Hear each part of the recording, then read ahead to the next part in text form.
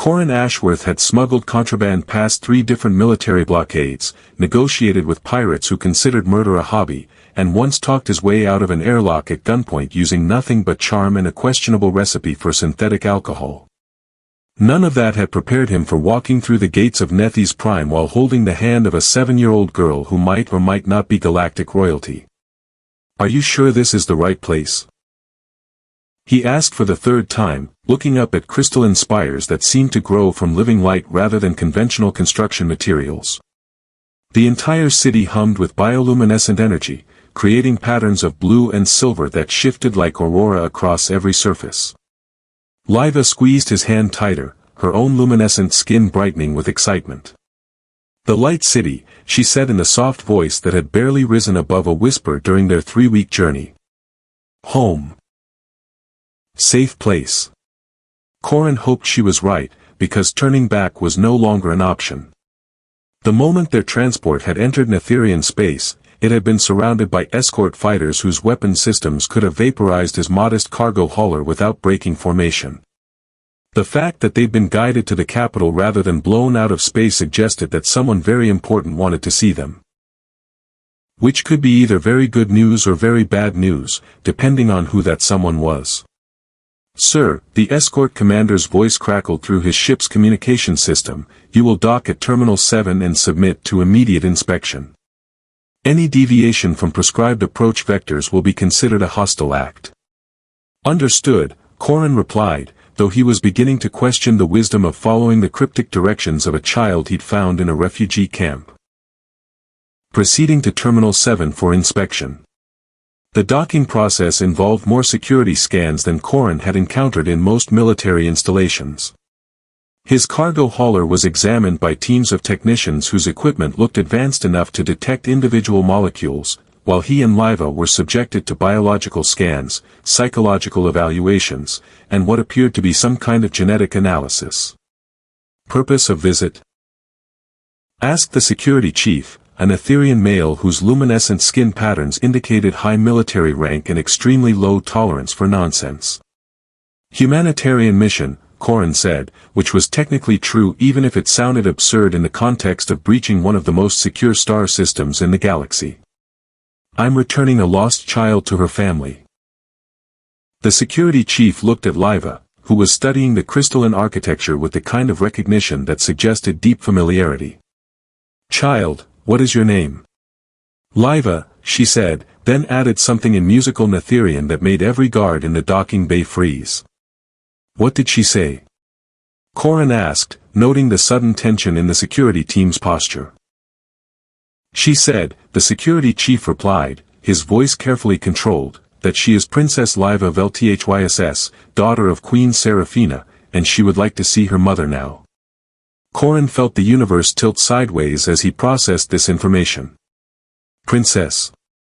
"The Princess Liva died 7 years ago," the security chief said, though his eyes never left the child's face. "Killed in a terrorist attack on a royal transport. There were no survivors." "I'm not dead," Liva said simply, her luminescent skin pulsing with what Corin had learned was her version of indignation. "I got lost. But I found my way home." The security protocols that followed were unlike anything Corin had experienced. Instead of the detention he'd expected, they were escorted through the city by a full honor guard, their route lined with Netherians whose luminescent patterns showed everything from curiosity to disbelief to hope. Word of their arrival had spread through the capital with the speed of light, and Corin found himself at the center of a crowd that seemed to be holding its collective breath. "This is really happening," he muttered, watching as palace guards in ceremonial armor formed protective formations around their transport.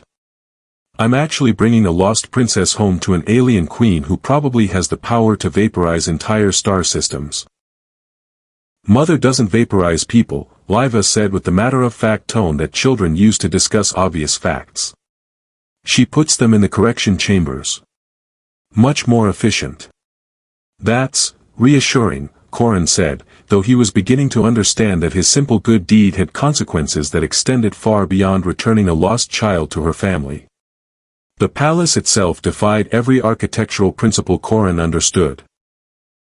Walls flowed like frozen waterfalls, corridors branched and merged according to some organic logic, and the entire structure seemed to pulse with the same bioluminescent energy that powered the city.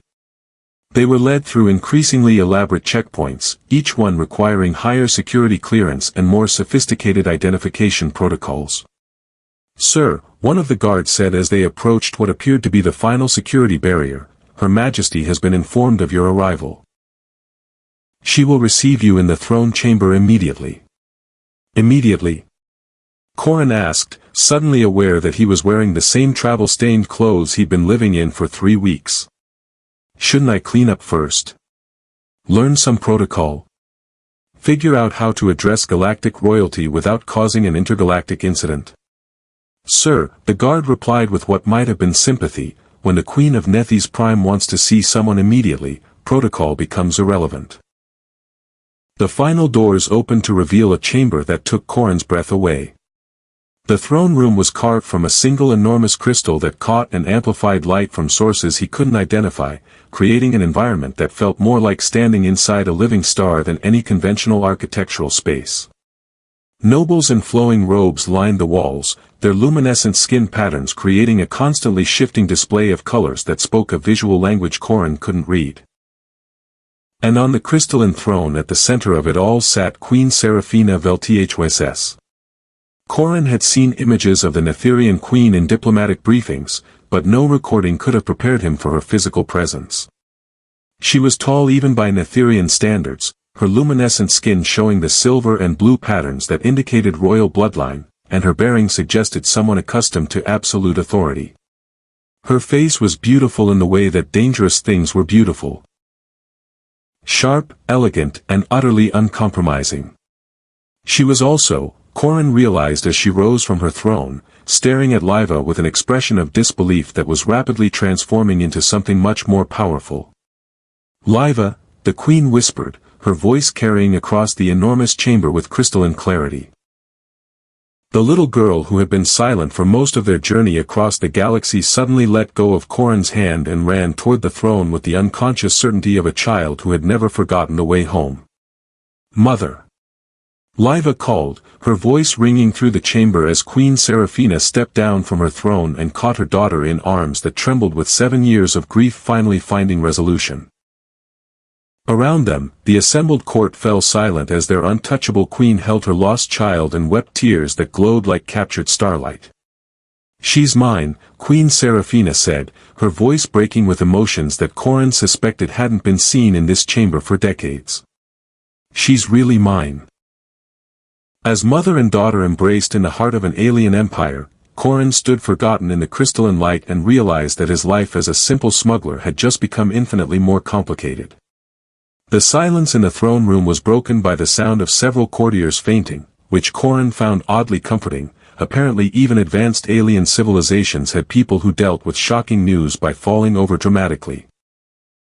The queen's emotional display had created ripples of luminescent response throughout the assembled nobles, their skin patterns shifting through what he was beginning to recognize as the Netherian equivalent of excited whispering. "My lady," ventured an elderly courtier whose elaborate robe suggested high rank, "perhaps we should verify, that is to say, genetic confirmation might be advisable." Queen Seraphina's luminescence flared with an intensity that made several people step backward. "Lord Theron," she said, her voice carrying the kind of quiet authority that could probably stop asteroid impacts through sheer willpower, "are you suggesting that I cannot recognize my own daughter?" "Of course not, Your Majesty," Lord Theron replied quickly, his skin patterns showing what Corrin interpreted as diplomatic panic.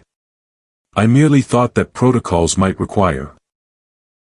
"Protocols," the queen said, settling Liva more comfortably in her arms while fixing the courtier with a gaze that could have cut crystal, "did not prepare for the return of a child who was supposed to be dead. Nor did they account for the remarkable human who brought her home." It took Corrin a moment to realize that the queen was looking at him. "Oh," he said, suddenly aware that several hundred pairs of alien eyes were focused on him with varying degrees of curiosity, suspicion, and what might have been gratitude. "Your Majesty. I'm just Corrin. Corrin Ashworth. I found her in a refugee camp." Just Corin, the queen repeated, her luminescence shifting to patterns that he couldn't interpret but that seemed warmer than her previous display. You found my daughter in a refugee camp and brought her across half the galaxy to return her to me. She asked me to take her to the Light City, Corin said, feeling increasingly out of place in the crystalline grandeur of the throne room. I didn't know she was. I mean, I had no idea she was your daughter. She just seemed like a lost kid who needed help. A lost kid, Queen Seraphina said softly, looking down at Liva, who was studying the throne room with the kind of intense concentration that suggested she was remembering details from a different lifetime. Yes, I suppose that's exactly what she was. Mother, Liva said, her small voice carrying clearly in the acoustically perfect chamber, are you still angry about the garden incident? The queen's luminescence flickered with what Corin was learning to recognize as surprise. The garden incident? When I tried to make the crystals sing by hitting them with your ceremonial staff, Liva explained matter-of-factly. You said I was grounded until I learned proper respect for palace property. Liva, the queen said, her voice thick with emotions that ranged from joy to heartbreak, you were 4 years old. That was 7 years ago. Oh, Liva said, considering this information seriously. Am I still grounded? The sound that came from Queen Seraphina might have been laughter or sob, possibly both. No, my heart. You are definitely not still grounded. Good, Liva said, then looked around the throne room with renewed interest. Can I see my room? I want to check if my crystal collection is still there.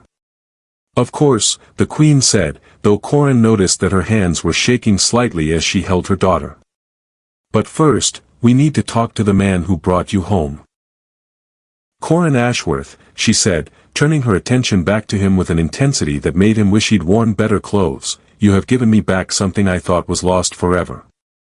How do I possibly thank you for that? You don't need to thank me, Corin said, though he was beginning to understand that refusing thanks from galactic royalty might be more complicated than accepting them. I just did what anyone would do. No, the queen said firmly, you did what a good person would do. There is a significant difference.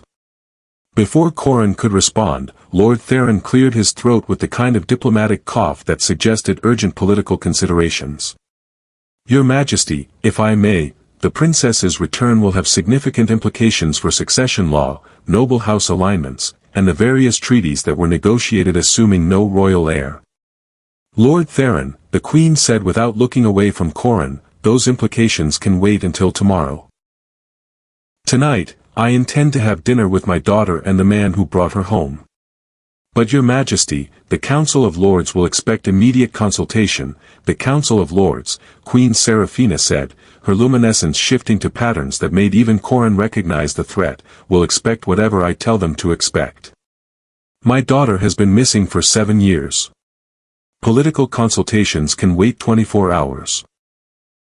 Yes, Your Majesty, Lord Theron said, though his skin pattern suggested he was already calculating the political chaos that would result from delaying formal announcements. Corin, the queen said, her voice carrying an invitation that sounded more like a royal command, I hope you'll join us for dinner. I'm sure Liva has stories to tell, and I confess I'm curious about the circumstances that led to this remarkable reunion. I don't really have proper clothes for dining with royalty, Corin said, looking down at his travel-stained smuggler's outfit. Then we'll provide them, the queen said simply. Though I suspect that anyone brave enough to bring a lost princess home to her mother is not someone who needs to worry about impressing people with clothing. As the royal entourage began moving toward what Corin assumed were private quarters, he found himself walking beside the most powerful woman in Etherian space while carrying on a conversation that felt surreal in its normalcy. Where did you find her? The queen asked, her voice soft enough that only he could hear. Refugee camp on Kalen, 7, Corin said. She was living with a group of war orphans, surviving on food distribution and whatever they could scavenge. She'd been there for at least 2 years, maybe longer. 2 years, the queen repeated, her luminescence dimming with what looked like pain. What was she doing before that? I don't know, Corin admitted. She doesn't talk much about her experiences. But she's got the survival instincts of someone who's been taking care of herself for a long time.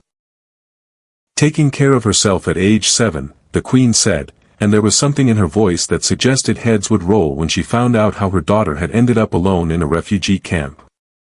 She's remarkable, Corin said, watching as Liva examined everything they passed with the intense curiosity of someone revisiting a half-remembered dream. Smart, brave, incredibly resilient. And she never stopped believing she could find her way home. Home, the Queen said softly. I had given up hope that she would ever come home. Well, Corin said, surprised by his own boldness in offering comfort to galactic royalty, she did. And now you have a chance to make up for lost time. Queen Seraphina looked at him with an expression that combined gratitude with something that might have been respect. Corin Ashworth, you are either very wise or very naive.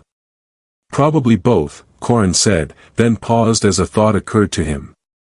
Your Majesty, what happens now? I mean, I brought her home, she's safe with you, so I should probably get out of your way and let you deal with the family reunion. Get out of our way, the Queen asked, her luminescence shifting to patterns that seemed almost amused. Corin, you have just restored the royal heir to the Netherian Empire. You are not going anywhere until we determine exactly how this miracle occurred, and until we ensure that you are properly rewarded for your service to the crown. I don't need a reward, Corin said. Seeing her safe with her mother is reward enough.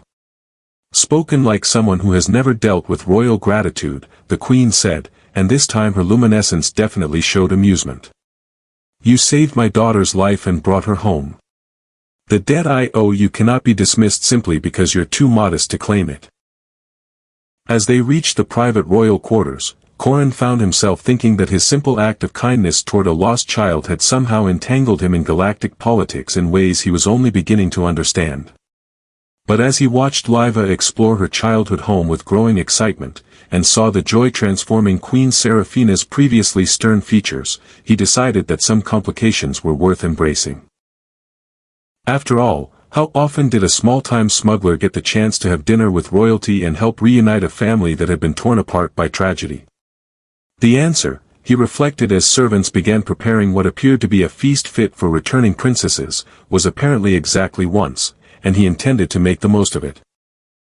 Dinner with the Queen of Nethes Prime turned out to be both more intimate and more politically explosive than Corin had anticipated. The private dining chamber was still crystalline and magnificent, but smaller and warmer than the throne room, with bioluminescent panels that responded to the emotional states of those present.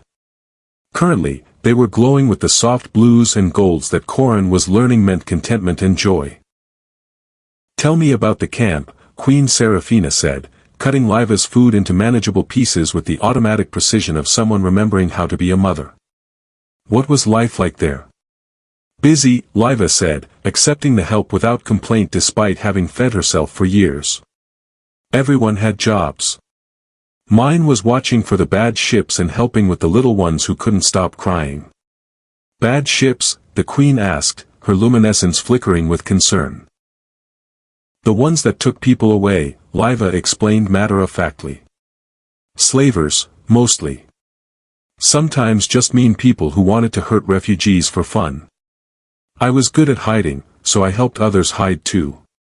Corin watched Queen Seraphina's expression shift from maternal concern to something much more dangerous. The bioluminescent panels around the room responded to her emotional state, their warm glow shifting toward the cooler blues and silvers that he was beginning to associate with royal anger. Slavers, the Queen said, her voice carrying the kind of quiet fury that probably made entire star systems reconsider their foreign policy decisions. Operating in refugee camps. It happens, Corin said, trying to ease the tension. Border conflicts create displaced populations, and displaced populations are vulnerable to exploitation. The camp administrators do their best, but they're usually overwhelmed and under-resourced. And where exactly are the Galactic Protection Forces during these slaving operations? The Queen asked, though her tone suggested she already knew the answer and didn't like it. Protecting people who can afford protection, Corin said bluntly. Refugees don't typically have political influence or economic leverage. Queen Seraphina set down her utensils with the careful precision of someone exercising extreme self-control. That, she said, is going to change. Mother, Liva said, apparently unconcerned by the political implications of her revelations, can I have dessert? Corin promised me real sweets when we got to the light city. Of course, my heart, the queen said, her luminescence warming again as she focused on her daughter. What kind of sweets would you like? The ones that taste like starlight, Liva said seriously. I remember them from when I was little.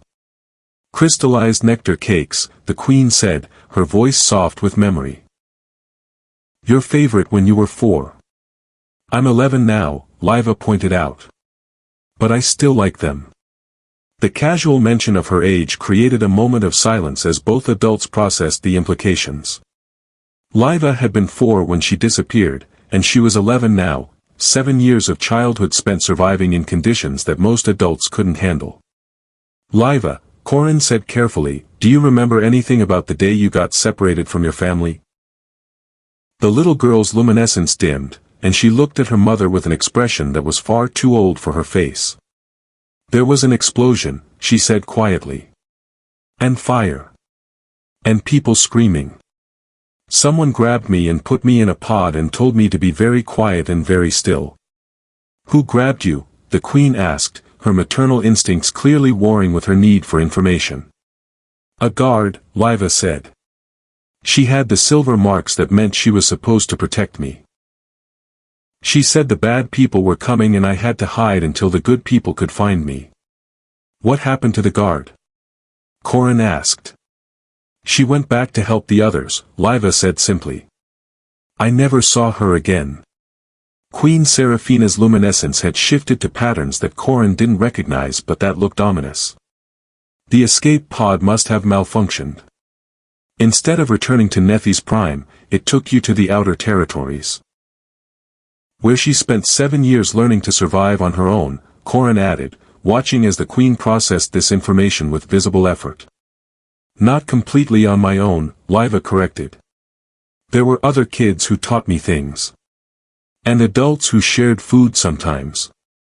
And Corin, who brought me home. Yes, the queen said, looking at Corin with an expression that mixed gratitude with something more complex, Corin, who brought you home. Which reminds me.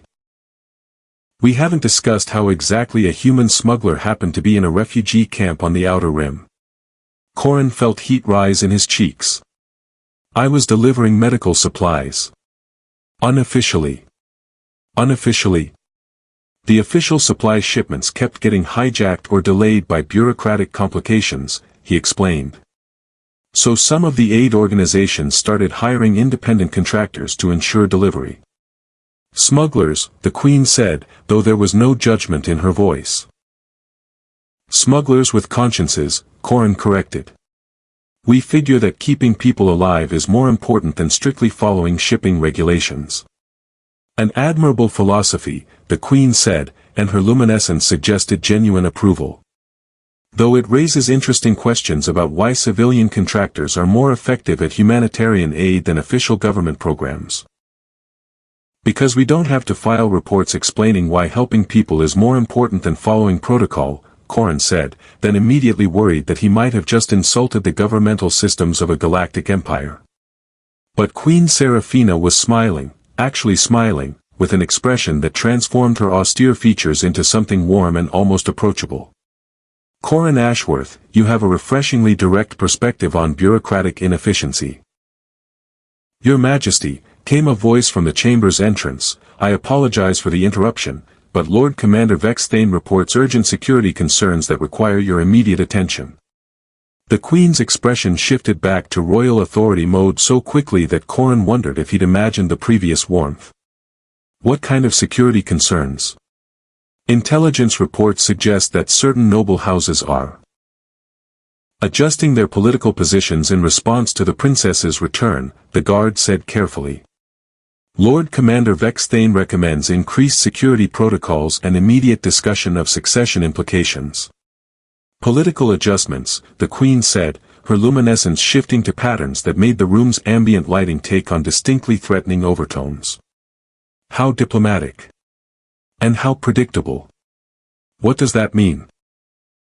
Corin asked, though he was beginning to suspect that bringing Liva home had created complications beyond family reunions. It means, the Queen said, standing with fluid grace, that some people had made plans based on the assumption that I would never have an heir. Liva's return makes those plans problematic. How problematic? Corin asked. The kind of problematic that usually involves assassination attempts, Queen Seraphina said matter-of-factly. Liva, sweetheart, you're going to stay here with a very nice guard detail while Mother handles some business. Corin, I'm afraid your visit to our peaceful royal court is about to become more interesting than you probably bargained for. More interesting how? Well, the Queen said, her luminescence now showing patterns that could only be described as predatory. If someone is planning to eliminate my daughter to preserve their political ambitions, they'll probably want to eliminate the witnesses to her rescue as well. Witnesses meaning me, Corin said. Witnesses meaning you, the Queen confirmed. Which means you're now under royal protection whether you want it or not. And if I want to leave? Then you'll be under royal protection while traveling, she said with a smile that was probably meant to be reassuring but came across as slightly terrifying. Corin, you saved my daughter's life.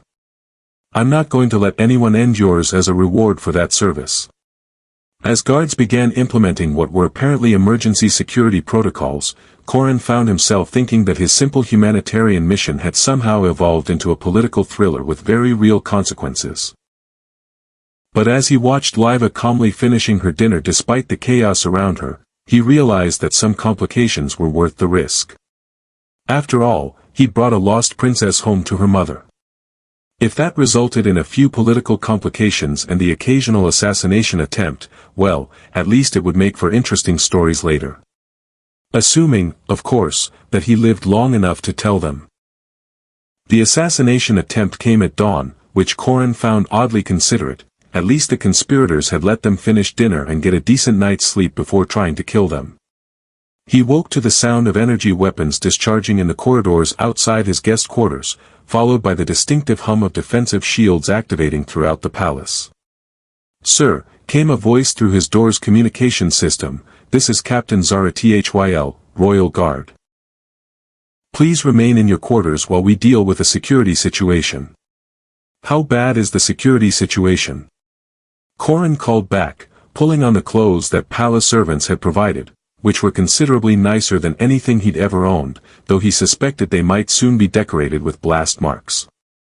The kind that involves explosives, insurgents, and people who clearly didn't think their plan through very carefully, Captain Zara Thyl replied. Her Majesty requests that you keep Princess Liva safe while she handles the immediate threat. Princess Liva is in my quarters?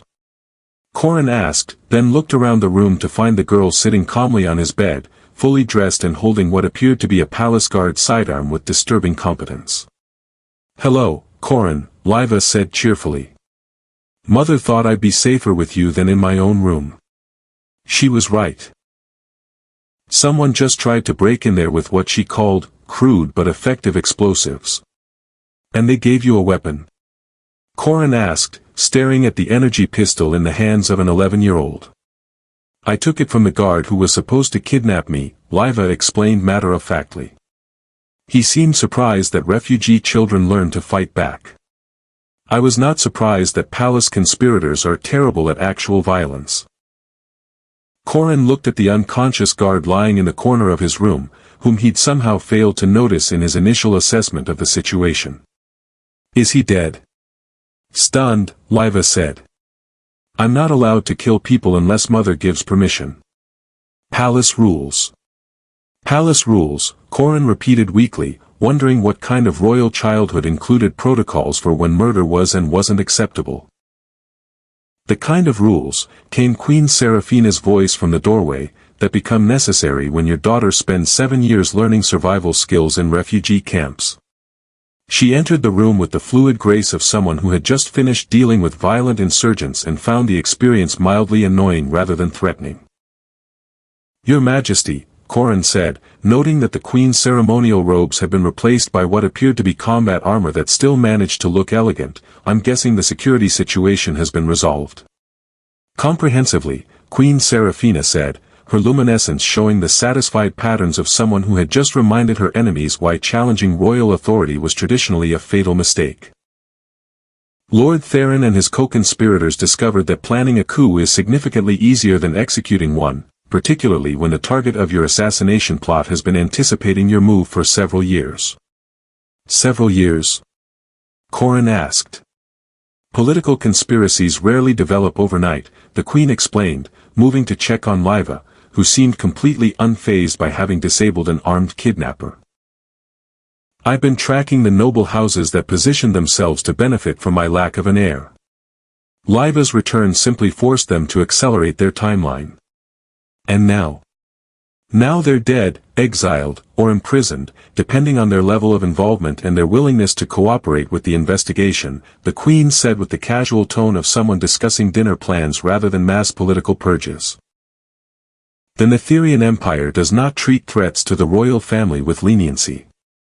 Mother, Liva said, setting down the energy pistol with careful precision, did you remember to question them about the original attack?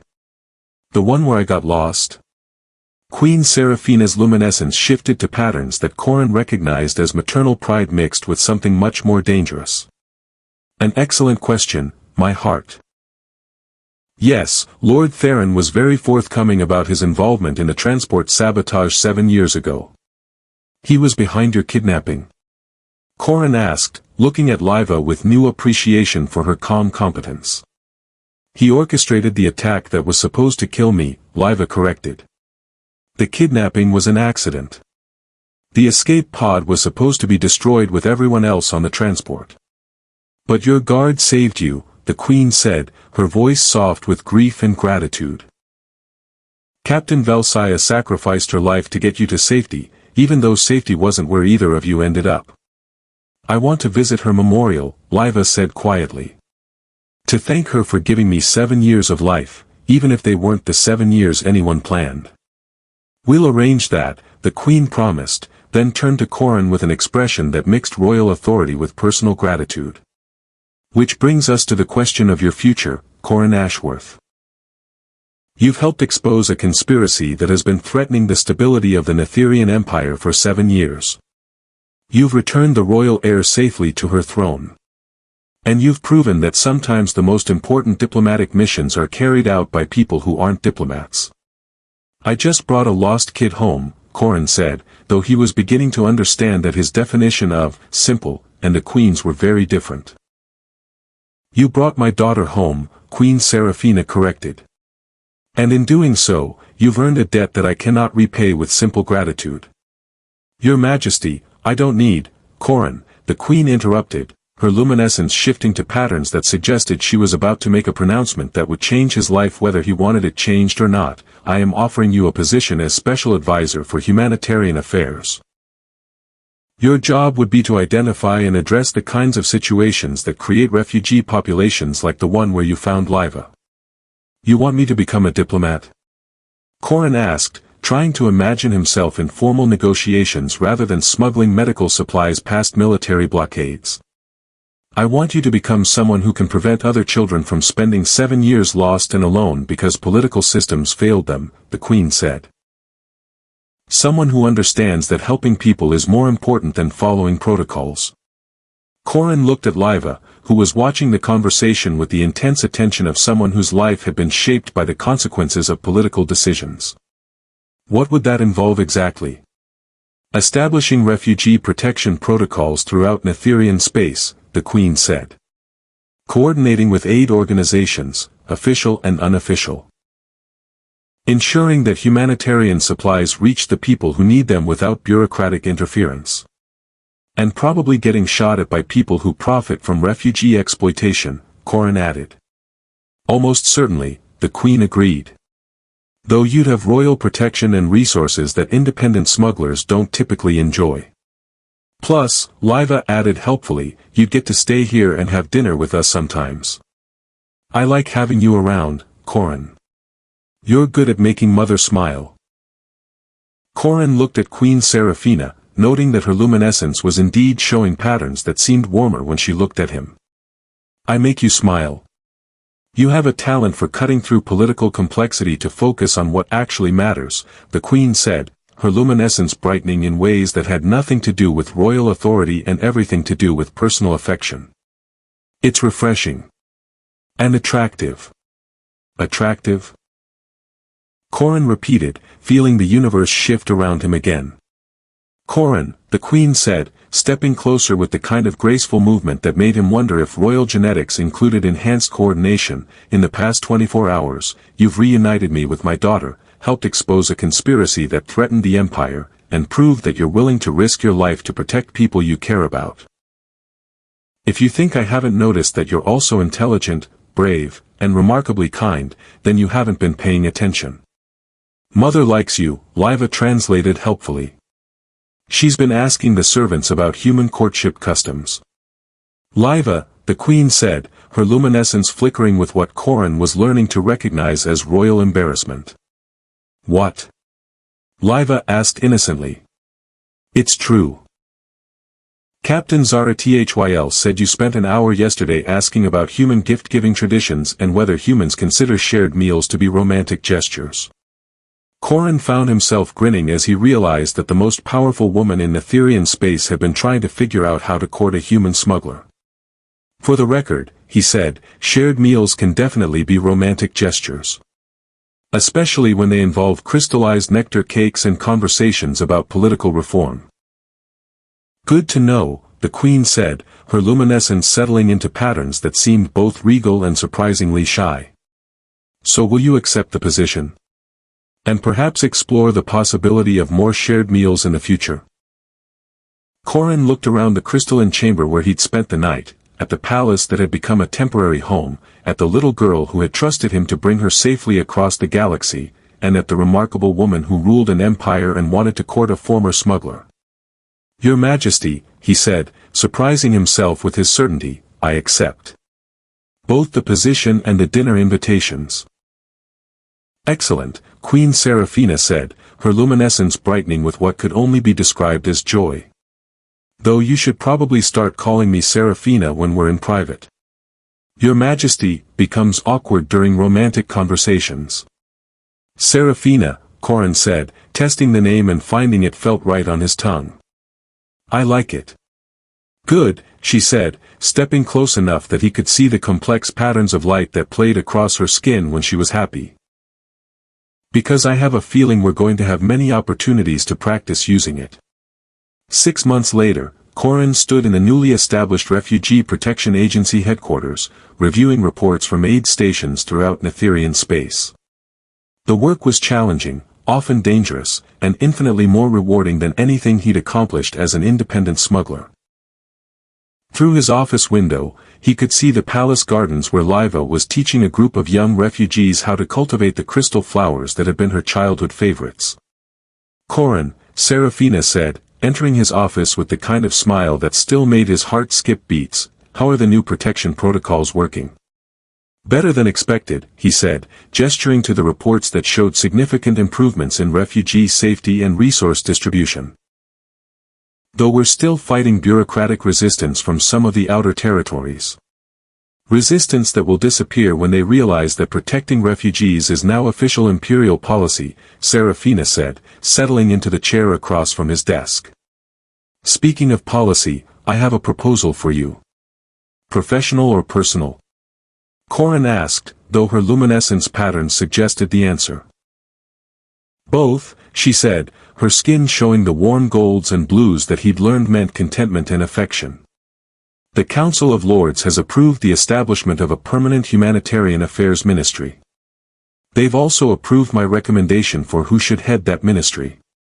I assume that recommendation comes with increased responsibilities and probably more people trying to shoot me, Corin said. Almost certainly, Seraphina agreed. But it also comes with a ministerial residence, a permanent place in the imperial court, and formal recognition of your status as an essential advisor to the crown. And the personal proposal? Seraphina's luminescence shifted to patterns that seemed almost nervous. the personal proposal is that you might consider making those arrangements permanent. In all respects. Corin felt his heart stop for a moment as he processed the implications. Serafina, are you asking me to marry you? I'm asking you to become my partner in every sense that matters, she said, her luminescence brightening with hope and vulnerability. Professional, personal, and political. I'm asking you to help me build an empire that protects people like Liva instead of failing them. And to be Liva's father, Corin said, understanding the full scope of what she was offering. She already considers you family, Serafina said softly. She told me yesterday that she hopes you'll stay forever, because you're the one who brought her home and made our family complete. Corin looked out the window at Liva, who was laughing as she helped refugee children plant crystal seeds in the palace gardens. The little girl who had trusted him to take her somewhere safe had given him a home, a purpose, and a love he'd never thought possible.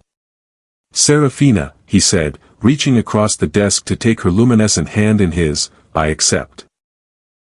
All of it. The ministry, the partnership, the family, and whatever other impossible adventures you have planned.